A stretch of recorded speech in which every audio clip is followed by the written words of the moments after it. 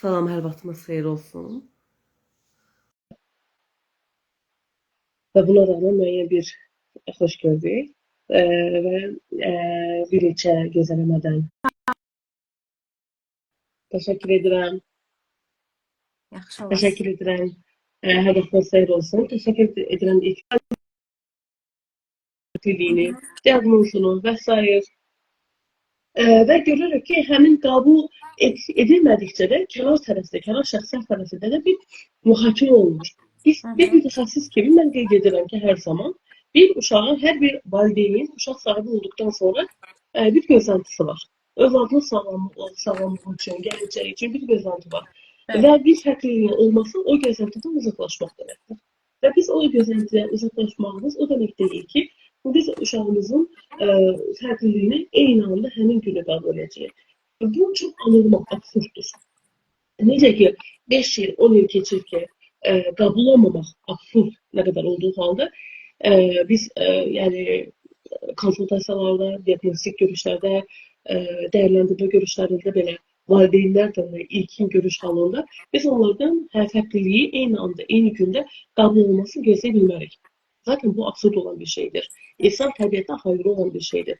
Yəni bu qəbullanmaq üzrə mütləq şəkildə valideynlər də müəyyən bir zaman müddəti tutacaqdır.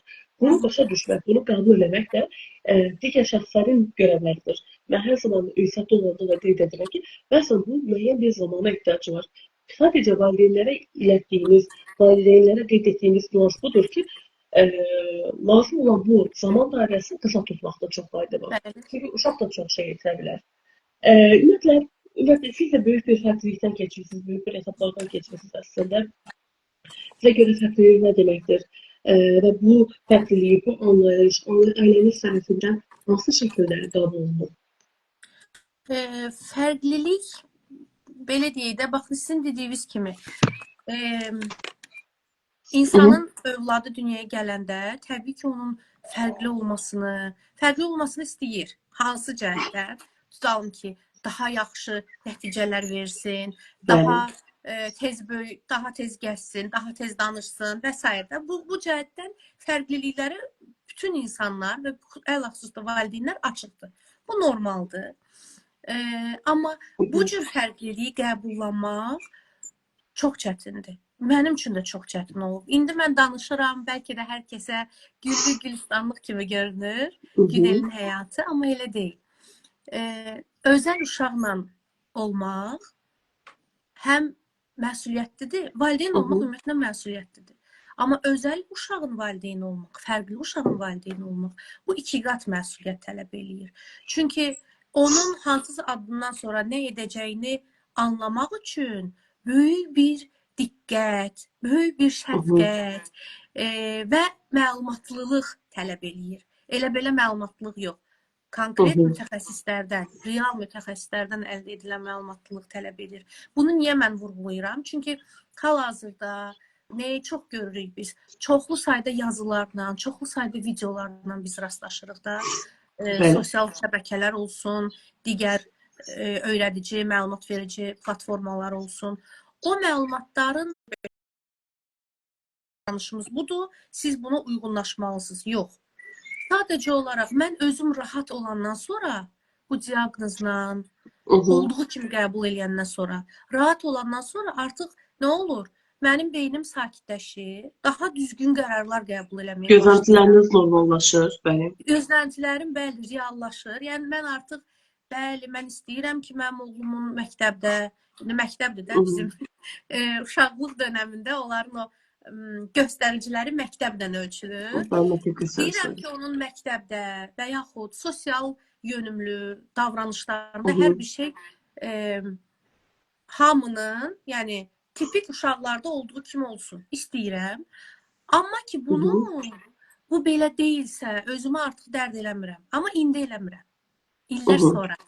İlk vaxtlarda təbii ki, qəbullanmaq mənim əvvəlki, əgər siz bizim çıxışlarımıza baxmısınızsa, yəni siz onsuz da bunu yaxşı bilirsiniz, Aynur xanım, mənim bir ilimi aldı qəbullanmaq. Bu diaqnozu dilimə gətirmək, insanlarla açıq şəkildə bunu kommunikasiya eləmək. Bir ilimi aldı. Ona qədər o bir il içərisində amma ilk aşama özümə onu qəbul eləməyim oldu ki, ailə daxilində biz bunu normal şəkildə bir mühit yaratmalıyıq Məhəmməd üçün. Və nə etdik? Biz anladıq ki, əslində bu fərqlilik təkcə uşağın fərqliliyi deyil. Bizim özümüzün də müəyyən məsələlərə fərqli yanaşmağımızı tələb eləyir. Daha yaradıcı düşünürük, müəyyən şeylərə daha səbirli oluruq, müəyyən şeylərə daha tolerant olmağa başlayırıq. Məsəl üçün, mən Məhəmmədin fərqliliyini qəbul elədiyim an tipik, atipik uşaqlarla bağlı müəyyən ki, valideynlərin də ətrafımızda valideynlər çox da gözləntilərini belə deyə də tarazlaşdıran bir səsə çevrilmişəm. Məsələn ki, mən özümü tez-tez nədən müşahidə edirəm? Görürəm ki, deyirəm ki, sizin bu uşaqdan gözləntiniz çoxdur, ay filan kəs. İcazə verin, qoyun uşaqlığını yaşasın. Bu uşaqdır. Bunda belə bir şeylər olması normaldır. Və s. və ilə axır. Yəni ki, valideynlərin bəzən valideynlərin çox baskısı olur, çox təzyiqi olur uşaqların üzərində. Ki, normalar, təbii ki, normalar olmalıdır. Amma bu olmalıdır, hər şey belə planlaşdırılmış şəkildə. Həyat elə deyil. Aslında bıraxmaq lazımdır müəyyən şeyləri. Həqiqətən də diaqnozu qəbul eləmək şəxsin özünü, fərdin özünü olduğu kimi qəbul eləməkdir ki, biz o zaman gözləntilərimizi fərdin olduğu üzərinə, bacarıqların üzərindən gedə bilirik. Və bu uşağın özünün şəxsiyyətin formalaşmasına da müsbət təsiri var. Bəli, hörmət olunmuş bir mühitdə böyüdüyünə görə bir özünə aidlik də tapır orada, həmin mühitdə. Onun əsasını gücləndirəndir. Kiçik bir nümunə deyim və bu çox yaxın zamanlarda yaşadığım bir nümunə deyim. Onu mən Məhəmməddə müşahidə edəndə çox sevinmişdim. Bir alış-veriş mərkəzində idik. Bir adam kassanın yanına gələndə Məhəmmədə toxundu və keçdi, dayandı. O bilərəkdən eləmədi də, olur elə sıx yerlərdə. Başqa vaxt olsaydı Məhəmməd nə edərdi? Bir hardasa 1 ay öncə, 2 ay öncəki Məhəmməd olsaydı, ya məni qucaqlayardı. Həmin anda mən anlamazdım ki, niyə görə bunu eləyir. Elə bilərdim ki, sadəcə olaraq şəfqət istəyir, ona görə qucaqlayır. Ya belə, mənə deydi, qorxu hissi, təşvişi çox olardı. Məhəmməd nə etdi? Bir də gördüm ki, Məhəmməd çöndü, adama belə düz gözün içinə baxdı, düz gözün içinə, böyük adamlar kimi, belə ciddi şəkildə baxdı və həmin adam Məhəmmədə dedi ki, üzr istəyirəm, bağışla. Məhəmməd də böyük adamlar kimi, eybi yox, deyib üzünü çöndərdi mənə. Mən də ona həmin anda qeyd elədim ki, Məhəmməd, afərin sənə, çox yaxşı reaksiya verdin də. Məhəmməd o afərin sözünə bir sevinmişdi ki, gün sonuna qədər deyirdi, afərin mənə, hə anam, deyirəm, hə, afərin sənə. Çünki özü də bildi ki, yaxşı iş görüb. Yaxşı iş gördüyünün valideyni tərəfindən o təqdir olmasını da hiss elədi həmin anda. Yəni, həmin andacı. Ona görə onun özünə güvəni, özünə inamı, özünü sevməsi artdı. Yəni, bu çox yaxşı bir hissdir, çox yaxşı bir duyğudur. Amma ona baxın, mən nə deyirəm, 2 ay öncəki Məhəmməd belə eləməzdi. Görün, biz nə qədər vaxt keçirmişik. 3 ildir də, düzdür? Aynur xanım, sizinlə biz bir yerdəyik. Yəni, 3 ildən sonra rahat deyil, bilirəm. Əgər hamı gözləyirsə ki, belə deyək də, autizmli və yaxud fərqli diaqnozlar olan valideynlər elə həmişə ağlamalıdır, həmişə belə narahat olmalıdır, gərgin olmalıdır. O zaman biz uşaqlarımıza kömək eləməyəcəyik. Biz özümüzə kömək eləməyəcəyik. Və uşaqlarımıza kömək eləməyəcəyik. Və bu əhval-ruhiyyədə olanda bu bizim ailə daxili münasibətlərimizə də təsir göstərəcək. Uşağın ailədəki mühitinə də, rahatlığına da təsir göstərəcək. Çünki ailə uşaq üçün bir qaladır, güvən yeridir. Biz uşaqlarımıza o güvən yerini fərqli yoxdur. Biz tək valideynik, yəni tək olaraq böyüdürük övladımızı, yoxsa valideyn, hər iki valideyn uşağın fiziki olaraq da yanındadır, böyük ailədəyik, kiçik ailədəyik, fərqli yoxdur. Uşaq üçün ailə, olduğu mühit onun qalasıdır. O qalanı doğru qurmaq isə biz böyüklərin vəzifəsidir. Ki, o özünü orada güvəndə hiss eləsin. Bəli, həqiqətən də bu qəbullama mərhələsi bəzən qeyd olunur ki, nəyə görə bu qədər əhəmiyyətlidir? Elə sizin sadaladığınız nüanslar, çünki biz vəziyyəti qəbullananda fərdi də olduğu kimi qəbullanırıq, vəziyyətdə də olduğu kimi qəbullanırıq və biz o az gözlüyünü önümüzdən çəkirik və vəziyyəti daha geniş bir görmə sahəmiz olur ki, daha yaxşı biz yolla xəritə seçə bilirik, cəza bilirik, hansı yolla getmək lazımdır, daha ətrafı daha yaxşı anlaya bilirik. Amma buna qədər gəlmiş bir mərhələlər var ki, o mərhələnin varlığı da normaldır. Sadəcə bizim burada danışmağımıza əsas məqsədlərdən budur ki, o mərhələni qəbullanma mərhələsi qısa tutmaq lazımdır. Mən fikirləşirəm ki, biz bu haqda danışmışdıq, amma yenə də təkrar üzərindən keçəcək ki, qəbullanmanın uzun mərhələsi var ki, birinci inkar mərhələsinə gəlir. Biz bunu hansı şəkildə görürük? Uşağın inkişafında bir narahatlıq var. Bu valideyn tərəfindən görünür, amma başqa bir şeylərə olur. Məsələn, uşaq gec danışırsa, cinsiyyəti də oğlansa, oğlanlar gec danışır və s. Və ya bir həkim yanına gedilir və diaqnoz qoyulursa, həmin həkimin diaqnoza güvənməmək və biz görürük ki, bir ay ərzində 7-8 həkim yanına getmək və diaqnostik görüşlər keçirmək. Bu inkar mərhələsidir. Bunun olması yenə normaldır. Daha ikinci bir mərhələdə günahlandırma gəlir ki, inkardan sonra və başlayır şəxsən günahlandırmağa, günah axtarmağa, günah mənbəyi axtarmağa ki, nəyə görə belə oldu və s. Və cütlüklər əsasən bir-birlərini günahlandırırlar. Valideyn əgər evdə nənə-baba varsa, onu günahlandırırlar. Nənə-baba valideyni günahlandırır və ən əsası valideyn özünü də günahlandıra bilir. Və bu mərhələdən sonra daha sonra gəlir bizim ümidsizliklə olan bir yas mərhələmiz gəlir ki, bu depressiya da özünü göstərir, depressiv hallar da özünü göstərir, ümidsizlik, təşviş və çıxılmaz bir vəziyyətdə olması göstərir. Təbii ki, bunun olması bir müddət olması normaldır və bu müddətdən sonra gəlir bizim qəbullanma. Yəni, sadəcə uşağın fərqli olduğunu qəbullanma, uşağın özü ilə diaqnozunu ayırmağa başlamaqdır. Və eyni zamanda uşağın ehtiyacını görə bilmədir. Çünki biz qəbul etmədən biz uşağın ehtiyacını görə bilmirik. Daha sonra isə qəbulmadan sonra gəlir uyğunlaşma. Uyğunlaşanda artıq biz ki, uşağın vəziyyəti ilə diaqnozuna ayırdıqdan sonra, uşağı da fərq kimi qəbul etdikdən sonra biz artıq dəstək mənbələri axtarırıq. Bu daha uyğun məktəb, daha uyğun bağça, daha uyğun sosial dəstək ola bilər, mütəxəssis axtarışı, reabilitasiyası və s. Daha yaxşı ailə qruplarıdır. Yəni bu şəkildədir və bizim də indi gəldiyimiz bir mərhələ var ki, güclənmə mərhələmiz və eyni zamanda mübarizədir. Valideynlər öz səsini çıxarmaq, doğru yol demək ki, təcrübələrini insanlara paylaşım eləmək və s. Və biz burada hər hansısa bir utancdan və s.dən gedmir. Burada artıq güclənmə mərhələsidir. Artıq valideyn özü güclü hiss edir. Çünki uşağın bir diaqnoz olduğu halda, valideyn onu fərqli formada qəbul etdiyi halda bu utanc da ola bilər, bu inkar da ola bilər, bu anlayış da ola bilər, bu sevgi də ola bilər. O uşağın şəxsiyyəti mütləq şəkildə yansıyacaq. Təsəvvür edin ki, bir valideyn uşağın diaqnozuna utanırsa, onu utanan və mütləq şəkildə bunun davranışlarında, etiketləmələrində uşağa yansıdasıdır. Və uşaq da olduğu bir vəziyyətdə öz bacarıqlarına, məsələn, öz güvəni çox aşağı olacaq. Çünki zaten ondan utanılıbdır. Öz bacarıqlarına güvənməyəcək, sosial bacarıqları, emosional tənzimləmə qaydasında getməyəcək. Utanılmış bir vəziyyətdə. Amma qəbulla, anlayışla getdiyi halda valideyn zaten uşağın dəstəyini, yəni ehtiyacını ayıra bilir və lazım yerdə, lazım qədərdə dəstəyini göstərə bilir ki, zamanla, təbii ki, autistik uşaqlar da zamanla da, hansı ki, bu konnektiv qabiliyyəti, bacarığı yerində olan, yəni uşaqlardan söhbət gedir, zamanla öz fərqliliğini görəcək. Zamanla, bu əsasən yeniyetmə yaşında olacaq, öz fərqliliyini görəcək ətrafdakılarla və bu fərqliliyə qarşı necə deyim, münasibəti isə ailənin zaman ona göstərdiyi münasibətinə eyniləşəcək. Yəni, ailə bu fərqliliyi sevgi və anlayışla qarşılayıbsa, o öz fərqliliyini də sevgi və anlayışla qarşılayacaq. Bunun da normal olduğunu biz uşaqlar yansıtmalıyıq. Mən xatırlayıram ki, ilk dönəmlərdə Azərbaycanda bir sosial layihədə yer alanda bir gəncimiz son ünvanlanmışdır ki, biz indi autizm üzərinə gedirik, amma əsas məsələmiz autizm deyil, bütün fərqliliklərdən söhbət gedir. O qeyd edir ki, biz sadəcə uşağın üzərinə fokuslanırıq ki, uşağın mühitə adaptasiyası, sosiallaşdırmaqda və s. bu istiqamətdə başlayırıq.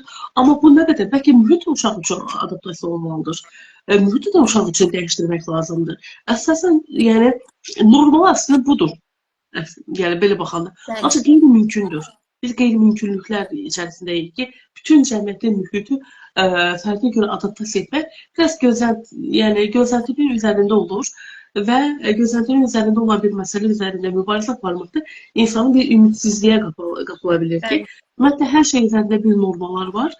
Müəyyən qədər aşağı-yuxarı biz bu normalar üzərində yaşamağımız bizi stabil qalmağımıza səbəb ola bilir ki, bunun üzərindən getməyimiz daha yaxşı ola bilər.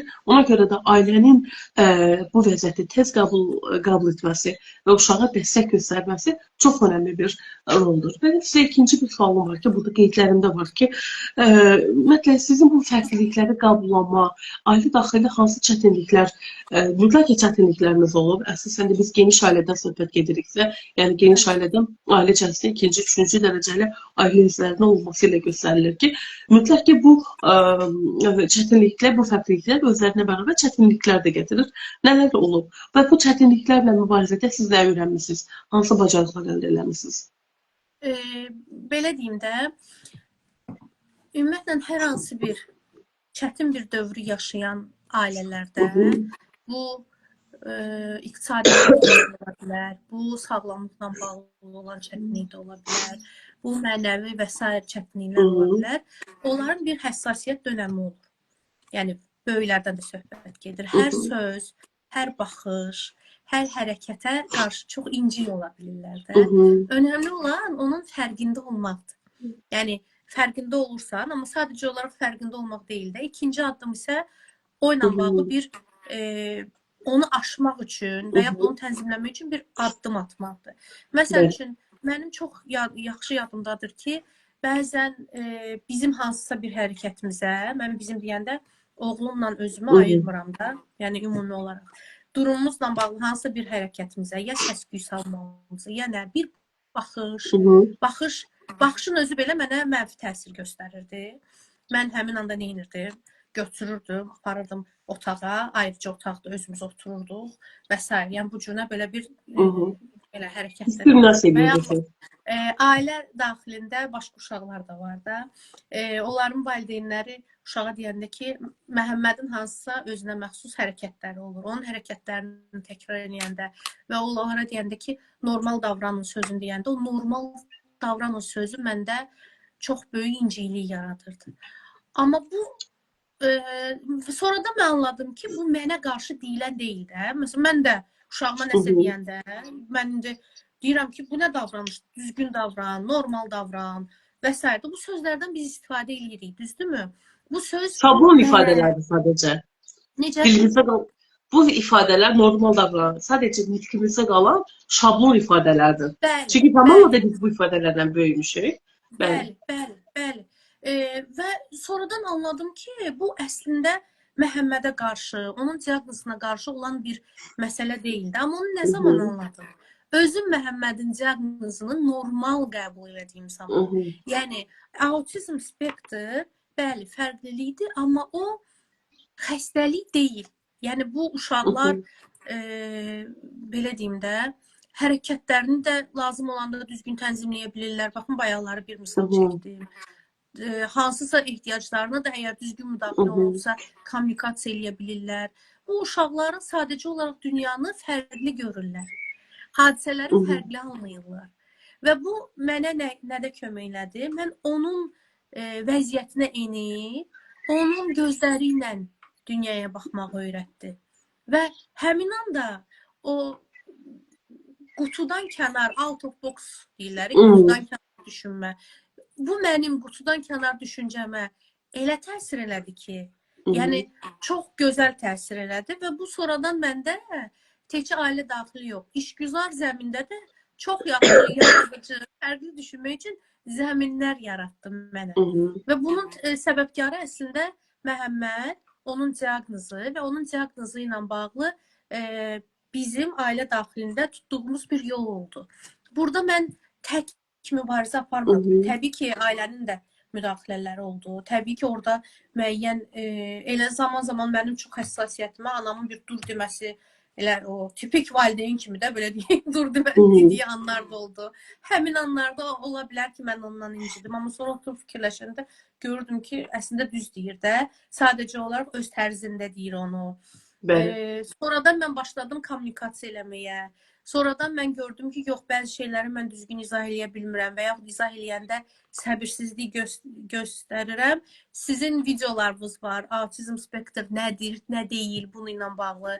Onları mən paylaşdım evdəkilərlə ki, baxın izləyin, baxın görün nədir, baxın görün nə deyil, baxın görün necə müdaxilə eləmək lazım. Çünki necə çox önəmlidir bu məsələdə. Biz artıq ailecə bu nədir, nə deyili anlamışıq. İndi hal-hazırda necə üzərindən danışırıq ki, necə edək? Həm Məhəmməd necə etsin? Çünki artıq o böyüyür. Artıq 9 yaşı var. Müəyyən şeylərdə çox da yaxşı qərarlar verir. Onun həyatı ilə bağlı olan qərarları onunla mən bir yerdə veririm. Məsəl üçün onu bir fəaliyyətə qoyacağam yay müddətində. O fəaliyyətin seçilməsini biz o ilə bir yerdə eləmişdik. Bir yerdə getdik, bir yerdə baxış keçirdik və bir yerdə də qərar qəbul elədik ki, haranı istəyir, hara getmək istəyir. Yəni və bunların hamısı o demək deyil ki, hər bir yerlər çox bahalı yerlər olmalıdır. Cibimizə uyğun yerlər də ola bilər və yaxud da ailə daxilində nələrsə fəaliyyətlər edə bilərik. Onun gününü planlayarkən belə yay müddətində o özü xüsusi bir, belə deyək də, xüsusi bir mövzudur da. Çünki məktəb dövrü qurtarıb və böyük bir boşluq dövrünə keçmişik. Və indi uşaq və valideyn neynəsin? Bu ayrıca bir sualdır. Onu belə planlayarkən onu ilə bir yerdə edirik. Bu onda nəyi formalaşdırır? Fikirlərini açıq şəkildə ifadə eləməyi, öz güvəni, onun fikrinə ki, hörmət olunur. Mənim dediyim təklif qəbul olundu. Baxın, bu kimi məqamları onda formalaşdırır ki, bu çox yaxşıdır. Ailə daxilində dediyim kimi yaşadığım çətinliklər həssaslıq dönəmində olan çətinliklər idi. Onu aşdığım an əslində cəmiyyətdə olan o baxışlar, çünki olur da kimsə mütləq var. Mütləq olacaq da. Və olacaq da təbii ki. Artıq o baxışlar, nə bilim o bir-birlərinə cəmiyyət içində görürsən ki, nəsə görürlər və belə bir-birlərinə baxıb nəsə danışırlar. Artıq o məsələləri boş verməyə çalışıram. Hə, bəzən insana təsir eləyir, çünki biz insanlarıq təbii ki. Amma onu özümdən uzaqlaşdırıram. Niyə uzaqlaşdırıram və necə uzaqlaşdırıram onu da deyim. Yadıma salıram Məhəmmədin bir neçə vaxt öncəki vəziyyətini, hardan hara gəlmişik, hansı yolları keçmişik, indiki durumumuza şükür etmək, bu çox önəmlidir. Durumumuzu qəbul eləmək, gözləntilərimizi o duruma uyğunlaşdırmaq və olduğumuz vəziyyətə minnətdar olmaq, şükür eləmək, başqa sözlə desək. Ki, onu elədikcə, minnətdar olduqca durumuna görə uşağın daha çox potensialını görə bilirik biz. Daha nələri edir, onu görə bilirik. Yəni, bu ən başlıcası və həqiqətən də valideynlər bu etapda çox ciddi bir məsələdir ki, məsələn, valideyni qəbul etmiş, diaqnoz qəbul etmiş bir valideyn, uşağını fərq kimi görən bir valideyn, uşağını bağça və yaxud da ki, məktəb mühitində də lazımı qədərində də dəstəkləyə bilir. Çünki doğru bir informasiyanı valideyn əməkdaşlığa keçməyə hazır olur bu dönəmdə. Həqiqətən əməkdaşlığa keçmişə hazır olan bir valideynlə işləmək bir bağça mühitində. Təsəvvür edin, biz bugün bağça mühitində və s. orada tərbiyyəçi müəllimlər olsun və s. hər hansısa bir X uşağı üzərindən geri dönüş edirlər ki, bu uşaq oynayanda qoşulmur, sosiallaşmır və ya da ki, məktəb mühitində də dərslərdə fəal iştirak eləmir və s. bu istiqamətdə olur. Bu nəyə görə belədir? Əgər müəllimə özü belə bu istiqamətdə doğru şəkildə məlumatlananda, hansı ki bu qəbul etmiş, vəziyyət qəbul etmiş valideyn tərəfindən bir informasiya həmən müəllimlərə ötürüldüyü halda müəllim vəziyyəti daha yaxşı görə bilir. Uşağın ehtiyacını daha yaxşı anlaya bilir. Onu ön plana çıxara bilir. Vəziyyəti dəstəkləyə bilir. Onu uşağı mühitdə, bağça daxilində və ya məktəb daxilində daha yaxşı həm qoruya bilir, sosiallaşmasını dəstəkləyə bilir.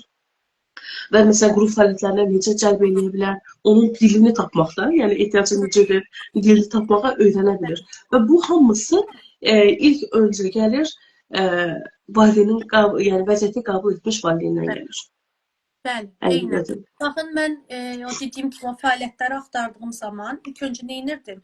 İlk öncə məlumat mübadiləsi aparırdım telefondan və telefonda da mən bir neçə il bundan öncəki gün il bunu edərdimi ki, övladımın autizm spektri var və s. Deyərdim ki, biz fərqliyik. Vaxtı ilə nitq geriləməmiz olub. Bir ailə daxilində bir dəyişikliyə məruz qalmışıq və s. Maskalama. Necə? Vəziyyəti maskalayırdınız.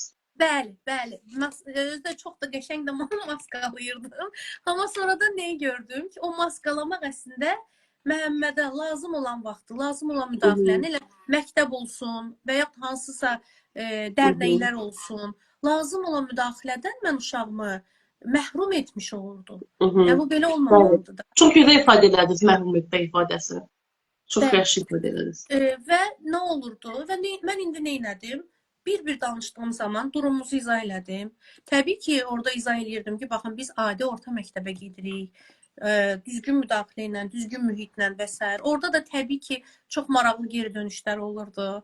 Bəziləri deyirdilər ki, biz sizin uşağınızı müşahidə eləməliydik. Bu, əvvəl mən buna çox əsəbləşərdim.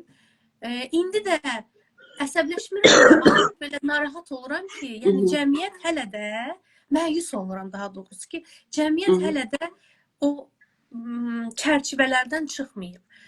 Məsəl üçün, bir yer var idi, o mənə dedi ki, əfsuslar olsun ki, bizdə tam inklusiv olmadığına görə biz o şəraiti sizin üçün yarada bilməyəcək.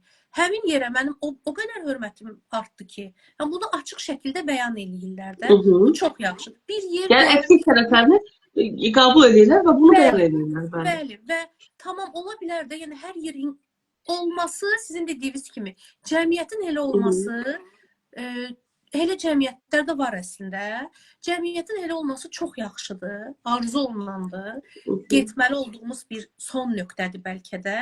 Amma deyilsə belə, bunu açıq şəkildə bəyan eləmək, insanları da düzgün olmayan gözləntilərdən çıxartmaq, bu çox yaxşıdır. Hamı da o inklüzivliyi yarada bilmirsə, ola bilər. Bu normaldır.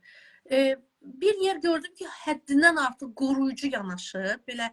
Və mən başa düşdüm ki, çox ehtiyatla davranılanda, məsələn, bu Məhəmməd sonra oradan çox da yaxşı manipulyasiya edəcək. Mənə lazımdır ki, o sosiallaşsın, qaynayıb qarışsın, qaydalar çərçivəsində müəyyən proseslərin içərisində olsun.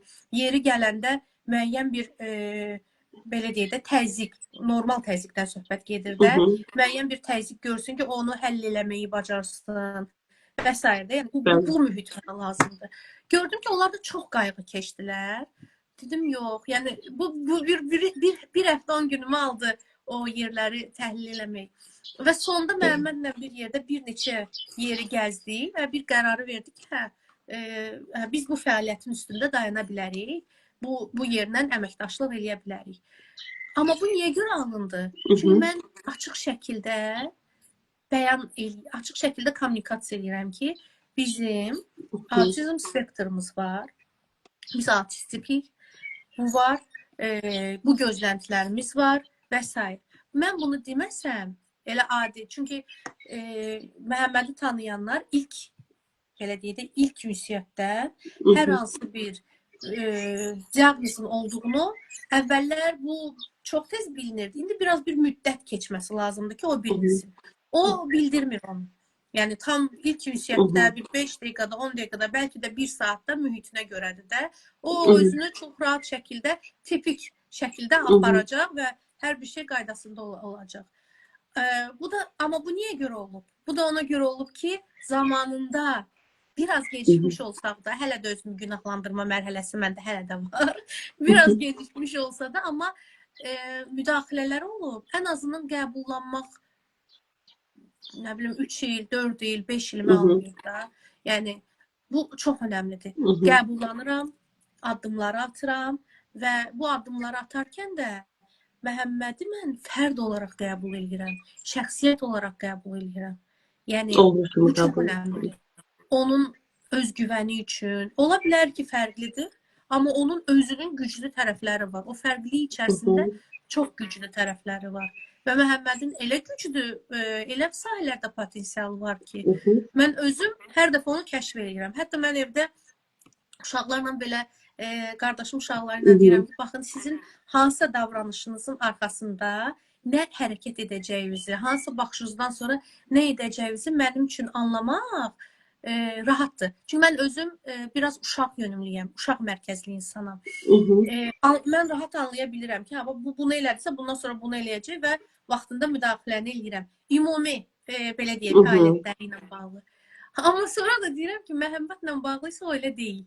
Mən onu hər addımda kəşf eləyirəm. Yəni, hər addımda onu öyrənirəm. Çünki o burada A-dan sonra B etməyə bilər. A-dan sonra D hərəkətini eləyə bilər. Və o hərəkətin də səbəbi əslində heç A da deyil. Fərqli bir şey də ola bilər. Amma bilirəm, çətindir. Mən indi bunu təbəssümlə, pozitivliklə danışıram. Elə vaxtlar olur ki, çox çətin olur. Bəzən olur ki, çətin olanda mən onu Məhəmmədin özünə də deyirəm ki, bax, sənin bu günləri elədiyin bu hərəkət və məhz hərəkəti vurğulayıram da mən orada. Bu hərəkət doğru deyildi və mən özümü buna görə çox pis hiss elədim. Və görürəm ki, Məhəmməd onu anlayır.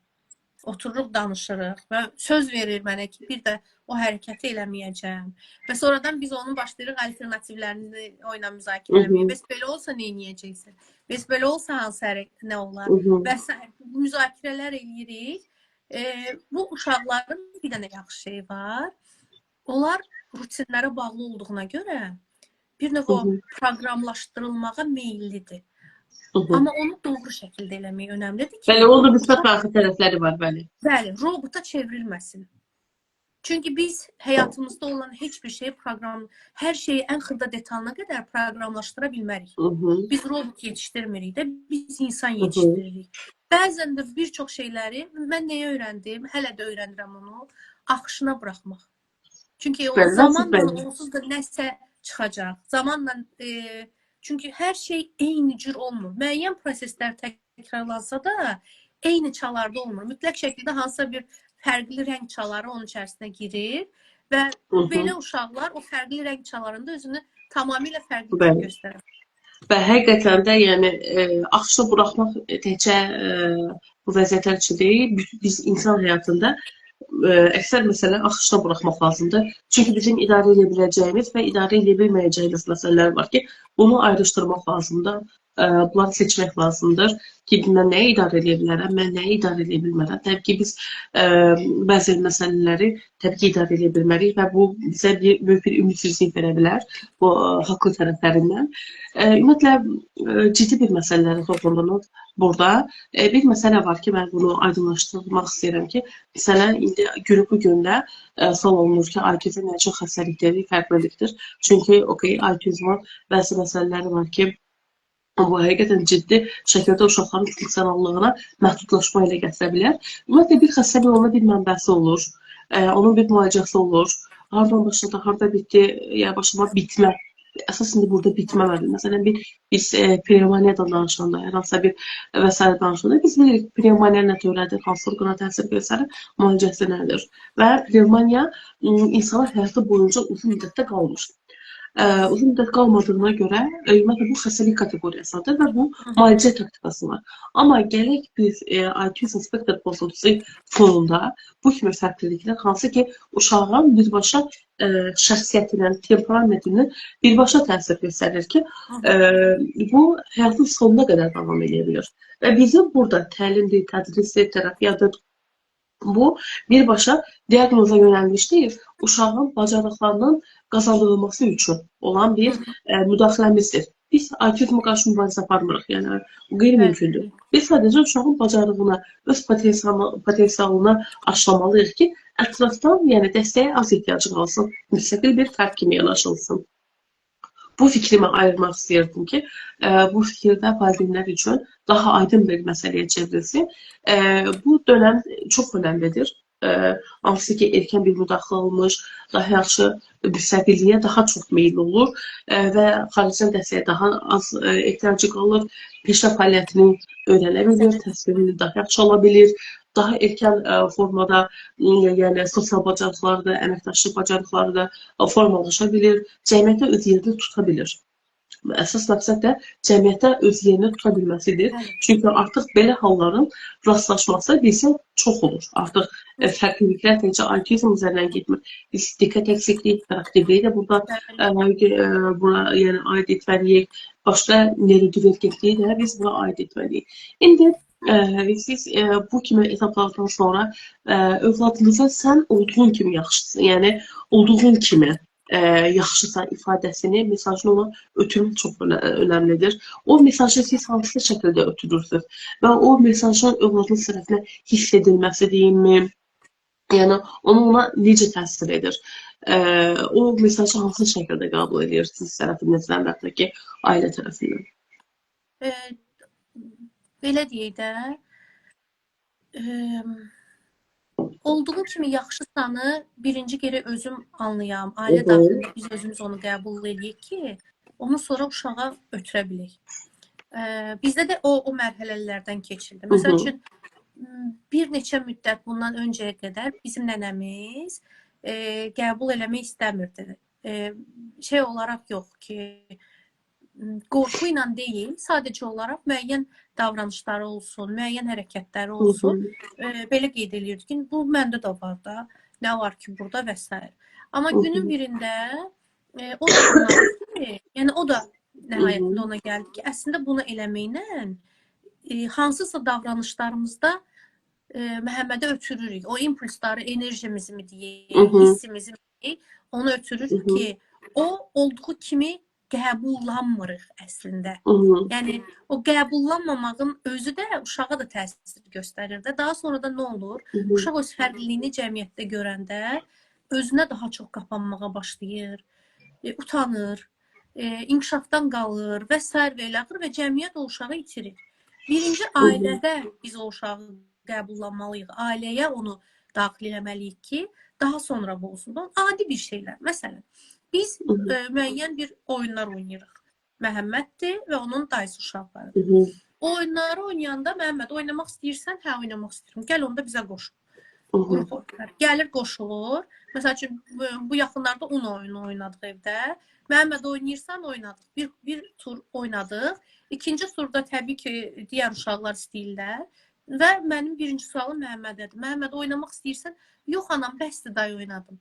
Başqa vaxt olsaydı, mən Məhəmmədi güclə, o sosial fəaliyyətə qoşulsun deyə cəlb eləyəcəyim. Gəl oyna, bəlkə biraz oynayasan və s. Yaxşı mənim balam, sən oynamırsan, amma mən uşaqlarla oynayacağım. İstəsən qoşularsan. Yaxşı. Bu bizim aramızda olan bir müzakirəli məhsəsə, indi belə də qısa şəkildə canlandırmağa çalışıram. Və mən artıq uşaqların ikinci bir turda onu oynayıram. Yəni, bu o deməkdir ki, onun seçimlərinə hörmət eləyirəm. Bu məsələlərdə. Və yaxud çox səsküylü yerlər çox həssas olmasaq da, amma bir dönəmdən sonra mənfi təsir göstərir Məhəmmədə. O səsküylü yerlərdə getmək istəməyəndə, gəzmək istəməyəndə mən özüm ona deyirəm, istəyirsən daha rahat mühitə keçək. Çünki axı hələ onu o ifadə eləyə bilmir ki, nəyə görə narahat olduğunu deyirəm, bura səs istəyirsə daha rahat mühitə keçək. Daha sakit mühitə keçək. Rahat deyil, daha sakit. Hə, anam keçək.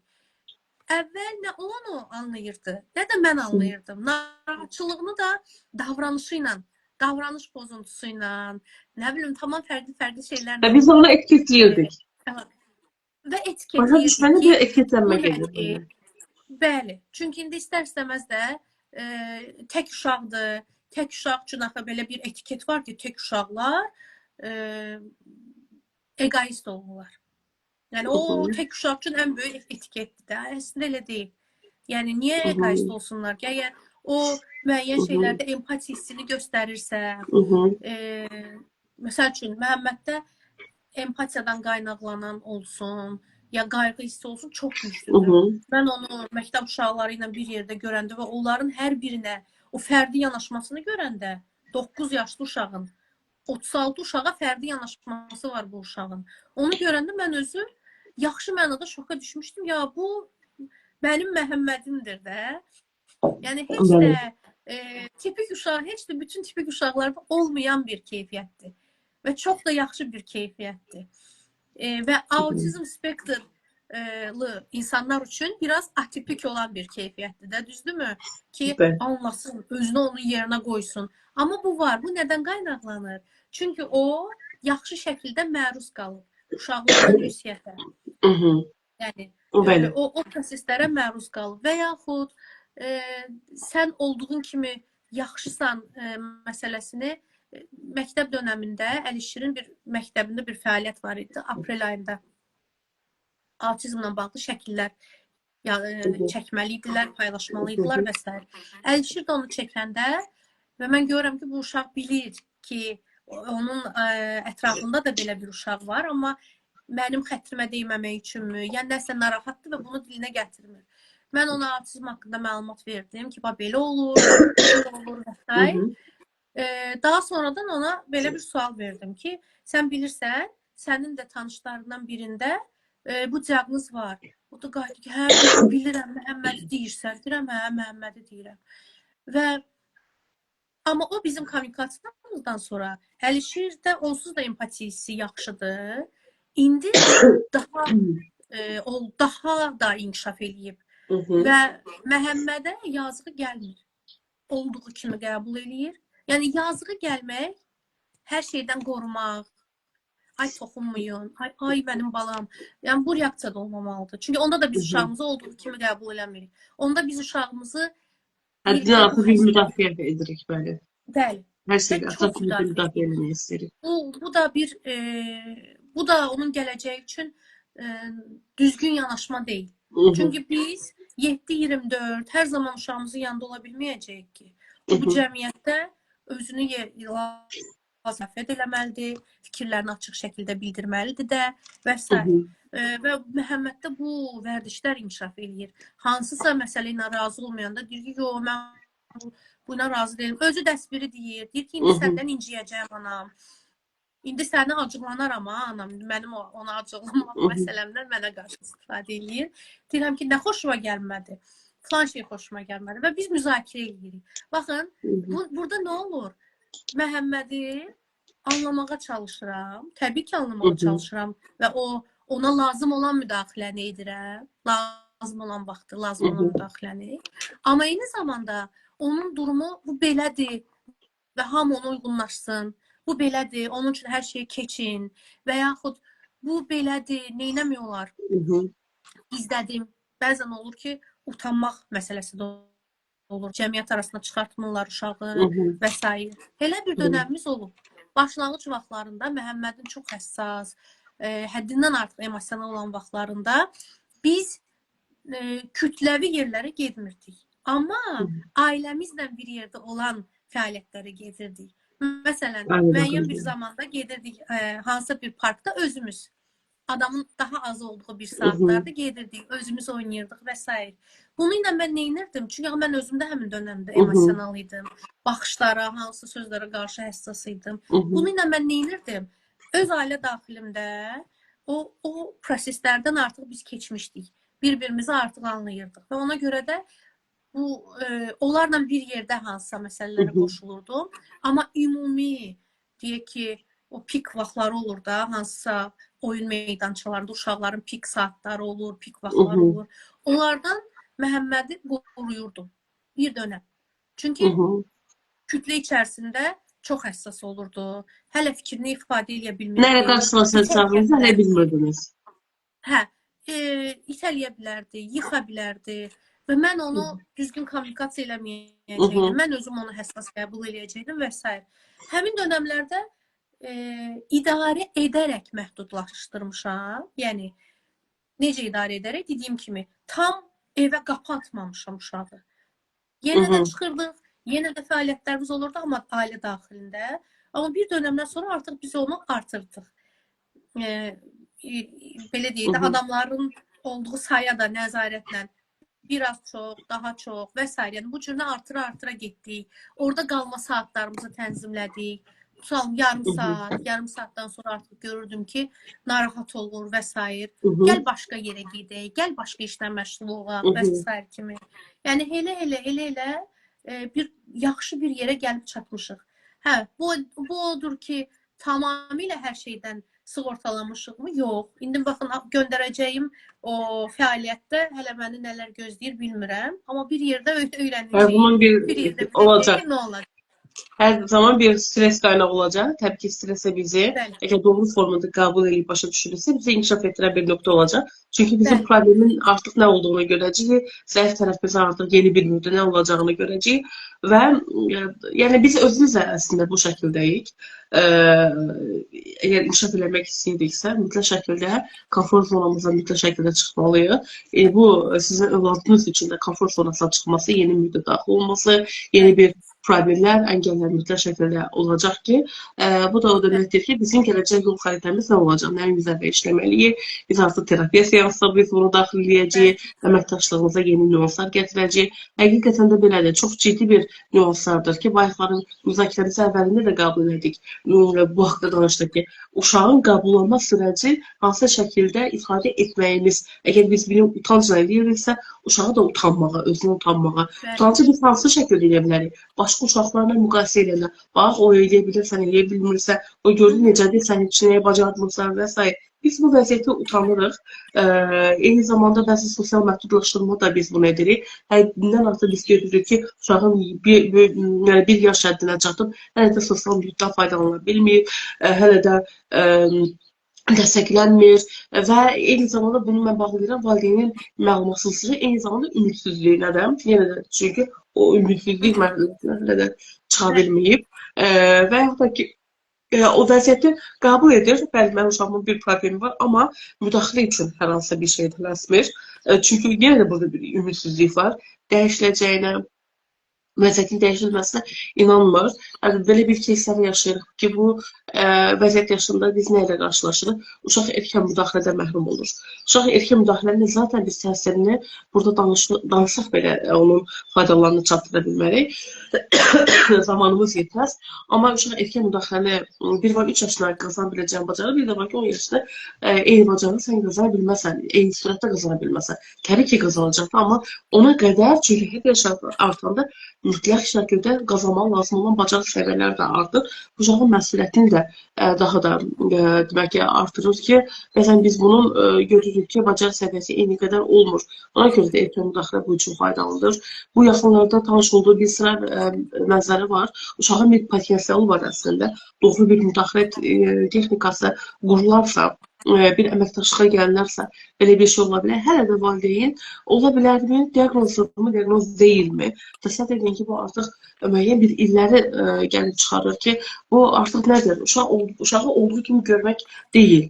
Sadəcə valideyn özünü tətmin edə bilməsi üçün, vəziyyətdə tətmin edə bilməsi üçün olan bir çelişkilərdir ki, bu da ola bilər, bu da ola bilməz. Və hər bir fərqli bir həkimin günahlandırılır, mütəxəssis günahlandırılır, hər hansısa bir X məsələləri günahlandırılır ki, bu eləyə bilmədilər, bacarmadılar və görürük ki, hələ o qəbul olma mərhələsinin heç bir mərhələsində deyil. Və bir mütəxəssis kimi də valideynlərlə konsultasiyada olanda təbii ki, uşağın inkişafının dəyərləndirilməsi, diaqnostikasına əlavə bu vəziyyətin qəbul olunması mütəxəssisin də rolu çox böyükdür. Yəni onun bəli, hansı şəkildə qeyd olunması, aydınlaşdırılması, mənbə şəklində təqdim olunması, valideyni dinləmək, ailə mühitinin dəyərləndirilməsi, bu isə ciddi bir məsələdir. Və yəni bu demək deyil, mütəxəssis olmaq demək deyil ki, sən diaqnozu gördün və onu təsdiqlədin, okey, burada bu iş bitmir. Bunun sonraki mərhələsi də var. bəli, Bu da çox önəmli bir mərhələdir ki, valideynləri bu qədər gecikməsi, məsələn, uşağın 15 yaşı var, ana qəbullanıb, ata qəbullanmır. Bu yenə də uşaq üçün ciddi bir problemdir. Və uşaq deyir ki, ona 15 yaşı, 15 yaşda uşaqlar bunu belə şeylər edir, sən heç bunu etmirsən və s. və s. Bir günahlandırma, bir uşağın inkişafına bağlı bir utanc. Təbii ki, bu uşağın şəxsiyyətinə fərqli formada təsir göstərəcək. eynən, Uşaq nə məsuliyyət götürə bilmir, nə olduğu kimi ola bilmir, nə emosional təsirlənə bilmir, nə sosial bacarıqlarını lazımı qədər inkişaf etdirə bilmir, nə öyrədici mühitdən tamamilə faydalana bilmir, ailə mühitində də öz yerdə tuta bilmir.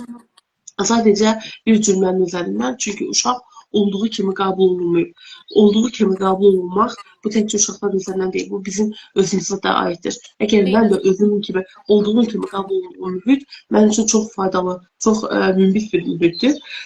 Bu mühiti həqiqətən də uşaqlarımız üçün, övladlarımız üçün, özümüz üçün aşılamalıyıq. Mütləq şəkildə hər getdiyimiz yerdə əməkdaşlıq qurmalıyıq. Çünki bizim əməkdaşlığın əsas məqsədi nədir? Məsələn, biz baxmasaydı 3 ildən bəridir biz əməkdaşlığımız var. Bizim əməkdaşlığımız hər şey yansıyır. Bu məktəb mühiti olsun, fərqli bir mühitlər olsun, o əməkdaşlıqlar yansımalıdır. Çünki bugün bizim keçən səfərki görüşlərdə də qeyd eləmişdik. İnsanlar autizm haqqında hər şeyi bilirlər artıq. Amma nə deyib, necə etməliyik, necə davranmalıyıq, necə problemi həll etməliyik, problemi davranışa necə müdaxilə etməliyik, o necələri artıq biz danışmalıyıq ki, bu olsun, sabahların məktəb mühitində artıq uşaqlar etiketlənməsi, barmaqla göstərilməsi, o uşaq belədir. Mən hal-hazırda görürəm bağçalarda və s. Təkcə müəllimlər olsun, dairələr olsun, uşaqlar hələ də barmaqla etiketlənir ki, o uşaq belədir, o uşaq belədir. Çünki bu uşaq tanınmır, fərqliliklər nədir bilinmir, necə müdaxilə, məlumat əksikliyi. Və burada valideynin də rolu çox önəmlidir. Valideyn əgər qəbul edərsə, əməkdaşlığa keçərsə, o demək ki, müəllimlər və yaxud da ki, dairələr tərəfindən təbii ki, etiketlənməyəcəkdir. Ona görə də bu məsələ ciddi bir məsələlərdir və gecikdirməmək lazımdır. Yəni deyirəm ki, qəbul etmək, fərqliliyi qəbul eləmək asan məsələ deyil. Bu müəyyən bir zaman tələb edir. Sadəcə biz bir şəxs olaraq, biz bir mütəxəssis olaraq və ya ki, valideyn olaraq bu fərqliliyi qəbul etmə müddətini çox qısa tutmalıyıq övladımıza görə. Sadəcə bu. Mənim bu gün haqqında əlavə etmək istədiklərim bunlar idi. Günel xanım, sizə hər hansı bir əlavələriniz varmı? Əlavəm yoxdur. Son söz olaraq onu demək istəyirəm ki, belə bir yanaşma var idi. Hər kəs fərqli, hər kəs bərabər. Əslində, hüquq çərçivəsində hər kəs üçün bərabər imkanlar yaradılır. Yəni, hüquq bərabərliyi o deməkdir ki, verilən o imkanlardan hər kəs istifadə edə bilər. Öz potensialı çərçivəsində və s.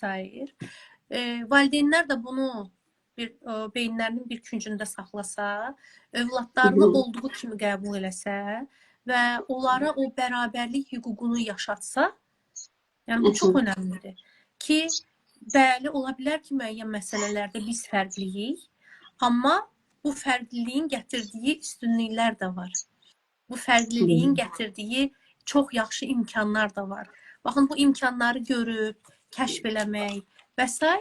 hər bir şey qəbullanmaqdan, uşağı olduğu kimi qəbul eləməkdən, özünə və uşağa inanmaqdan yaranır. Çünki nəticədə biz cəmiyyət üçün şəxsiyyətlər formalaşdırırıq. Cəmiyyətimizi bir şəxsiyyət kimi görmək istəyirik. Düzdürmü? Əgər elə görmək istəyiriksə, o zaman özümüzə valideyn kimi güvənməliyik. Olduğu kimi qəbul eləmək çox önəmlidir və düzgün müdaxilələr. Burada da yenə də düzgün mütəxəssislərdən alınan belə deyək də, məsləhətlər çox önəmlidir. Məsəl üçün, mən elə yerə aparmışam ki, övladımı ki, orada övladıma müdaxilə edilib, amma mən sual verəndə, yaxşı, biz mən valideyn kimi neynəməliyəm, evdə neynəməliyəm, hansı qurmalıyam, mənim o sualıma cavab verilmirdi. Bu siqnaldır. Çünki bir dönəmə qədər valideynlə də, valideyn bilmir. Onsuz da valideyniyi biz öyrənirik uşağımızla. Düzdür? Üstə gəldi hələ bir fərqli valideynliyi öyrənirik. Bizlər fərqli valideynlərik. Bunun verdiyi özünün üstünlüyü var. O üstünlükləri bir dənə görə bilsəz, hörmətli valideynlər, sizin önünüzdə çox gözəl imkanlar açıla bilər. Bəli, həqiqətən siz orada ciddi bir məsələyə toxundunuz. Çünki bir dönəmə qədər yalnız düşünülürdü ki, çünki belə bir fərqli bir ideyalar var idi ki, biz valideyni mütəxəssis edə bilmərik və s. və ilaxır. Valideynlər mütəxəssis ola bilməz və övladlara müdaxilə üçün dəyişdirici bir müdaxilə texnikaları və s. istifadə etmək qeyri-mümkündür. Ona görə də bu prosedurun içərisində valideyn uzaq tutulurdu. Valideyn isə yaxın tutulmurdu, valideynlər. Daha sonra isə ən yaxşı müdaxilə texnikalarının o seçildiyi ki, valideyn də onun daxilindədir. Erkən müdaxilələr olsun, məsələn, çünki müəyyən bir biz hansı neyrodivergentlikdən danışırıqsa, bu müdaxilə texnikaları hansı ki, intensiv olmalıdır. Məsələn, 20-40 saat ərzində. Təbii ki, bu ekonomik səbəblərdən də övladlarımız 20-40 saat ərzində müdaxilə ala bilmir və bu balanslaşdırılması üçün valideyn maariflənməli, nəyi necə etməli haqqında və hansı şəkildə mütəxəssis qismində xırda detalına qədər qiymətləndirilməlidir. Məsələn, indi mənim hal-hazırda içində olduğum bir təlimimiz var ki, biz artıq uşaqların iştirak olmadan valideynlərlə biz birbaşa bu təlimi aparırıq. Evdə müdaxilə texnikası biz valideyni artıq Z-yə qədər hansı ki sıfır konnektiv bacarıqları, dil bacarıqları çox aşağı olan və s. sıfır bilgisi olan uşaqların valideynlərlə işləyirik ki, yəni nəyi necə aparmalı. Yenə də deyirəm, mənim məqsədim onları mütəxəssisə çevirmək deyil. Onlar öz övladlarına başqa heç bir uşaqlara təsir göstərə bilməyəcək. Öz uşaqlarda olduğu kimi görmək və ev şəraitində maksimal dərəcədə bacarıq qəbul etməklə müdaxilə planını hazırlaya bilməsidir. Və onlar özləri bir valideyn olmaqla belə imtina etmirlər və bir mütəxəssis də olmurlar. Yəni, bizim məqsədimiz yenə də onu təkrara qaçacaq bunu deməkdə. Sadəcə uşaqların lazım ehtiyaclarını hansı şəkildə dəstəkləyə biləcək. Bu nə üçün faydalıdır? Hansı ki, ekonomik səbəbləri aşağı olan valideynlər lazım qədər də uşaqların inkişafını dəstəkləyə biləcəklər. Belə bir həqiqətən də bu effektini də biz görürük və mən hal-hazırda bir ay müddətində Bakı fəaliyyətindən uzaqdayam və biz bölgədəyəm, Qəbələ üzərindən. Hətta qeyd edə bilərəm ki, burada bizim qısa bir müddətdə bizim müəyyən qədər nəticələr ala bilirik. Mən şəxsi telefon danışıqda da mən sizə bunu qeyd eləmişdim. Hansı ki, bu Bakı şəraitində olsa da ki, fərqli burada bu mən həqiqətən ciddi mənə sual verdi, yəni sual bu qaynağı oldu əslində özümdəki. Yəni bu fərqlilik nədən ibarətdir? Məsələn, müəyyən bir geri dönüşlər, feedbacklər 2 ayın sonunda gəlirdisə, artıq ikinci, üçüncü seansdan etibarən biz feedbacklər eşidirik uşaqların üzərindən, hansı ki, o feedbacklərdəki kiçik feedbacklər deyil və düşünürəm ki, valideynin məlumatlanması, valideynin ki, bunun içərisində, məsələn, içərisində özünü aktual tutması, eyni zamanda təbiət həqiqətən çox önəmlidir. Təbiətin uşaq inkişafına təsiri çox önəmlidir və düşünürəm ki, artıq uşaqlarımızı biz qutulardan çıxartmalıyıq. Təbiətin, sonra stres faktoru, Bakı, məsələn, iri miqyaslı şəhərlərdə stres daha böyük bir faktordur. Amma belə bir ərazilərdə, sakit ərazilərdə stres mənbəyi çox aşağıdır və bunlar özləri yığılır və uşaqlara birbaşa təsir göstərir. Əslində, hər tərəfli təsir göstərir və fikirləşirəm ki, bunun üzərində bir araşdırma planı və yaxud da ki, daha bunun, çünki bu mənim bir təcrübəmdir və mən ilk dəfə belə bir təcrübə qazandım. Yəni, bu məlumatı da paylaşmaq istəyərdim fərqli bir mütəxəssislərlə ki, bunu bir araşdırma planı, bunun bir statistikasını çıxarmaq, bu bir həqiqətdirmi? Çünki Azərbaycan üzərində autizm üzərində araşdırılması çox məhduddur və biz bugün tam olaraq bilmirik ki, nə qədər uşaq diaqnoza məruz qalıb, yəni məruz qalmaq da doğru ifadə deyil, bu diaqnoza sahibdir. Biz onu bilmirik. Biz sadəcə uşaqlar üzərindən gedirik. Bizim yetəri qədər yetki şəxslərimiz var. Hansı ki, müəyyən bir vəzifələrdədir, peşə fəaliyyətlərindədir və s. Çünki yüngül şiddətlidir və s. O maskalamış versiyadadır, fərqli bir psixoloji problemlərlə ortaya çıxa bilir və s. Biz heç onun sayını da bilmirik. Və yaxud da onları təyin edilə bilməsi üçün, müəyyən bir diaqnostikalı təsdiqli və yaxud da təyin edilə bilməsi üçün yetki şəxslərdə adaptasiya olunmuş bir vəsait də yoxdur, bir materialımız da yoxdur onların təyin olunur. Çünki bu dünyada var, bu beynəlxalqda var. Amma biz özümüz üçün adaptasiya etməliyik bu alətləri, bu texnikaları. Yəni bizim çatışmayan tərəflərimiz hal-hazırda yenə də çoxdur. Amma ən azından bizim bu yəni birlikdə böyürük, biz silsilə görüşləri keçirməyimizin əsas məqsədlərdən biri müəyyən şeylərə təkrar verməkdir. Müəyyən şeylərə başlanğıcını verməkdir. Məlumat yığımına, yəni bir baza üzərindən bu görüşləri təyin etməklə, məsələn, bir valideyn müəyyən bir sual verir və s. Mən artıq bu görüşlərin linkini atıram ki, bu görüşlərdən siz onu faydalana bilərsiniz, dəyərləndirə bilərsiniz. Yəni belə. Ümid edirəm ki, kimlərsə üçün yararlı olar bizim görüşlərimiz, məlumatlarımız, kimlərsə Allah'a olsun təşəkkür qeyd edə bilərlər. Mən yenə də sizə təşəkkür edirəm Gülün xanım.